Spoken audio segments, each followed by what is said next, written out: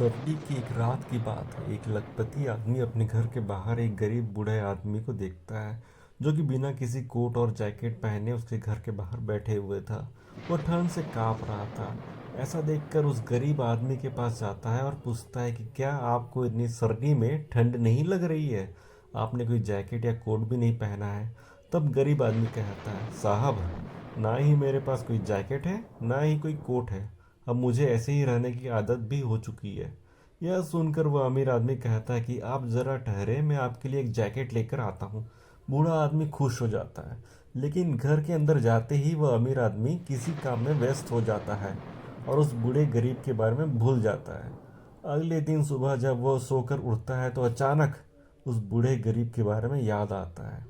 जब वह अपने घर का दरवाज़ा खोलकर देखता है तब वह बूढ़ा आदमी उसके घर के बाहर मरा पड़ा रहता है और उस गरीब आदमी के हाथ में एक चिट्ठी मिलती है, जिसमें लिखा होता है कि जब मेरे पास पहनने के लिए कोई गर्म कपड़ा नहीं था, तब मुझे ठंड से लड़ने की शक्ति थी और बिना गर्म कपड़ों के रहने की आदत हो गई थी।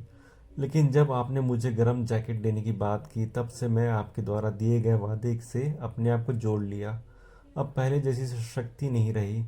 अब मुझे ठंड भी लगने लगी है। बहुत देर तक मैंने आपका इंतज़ार किया, अब ठंड बर्दाश्त नहीं कर पा रहा हूँ।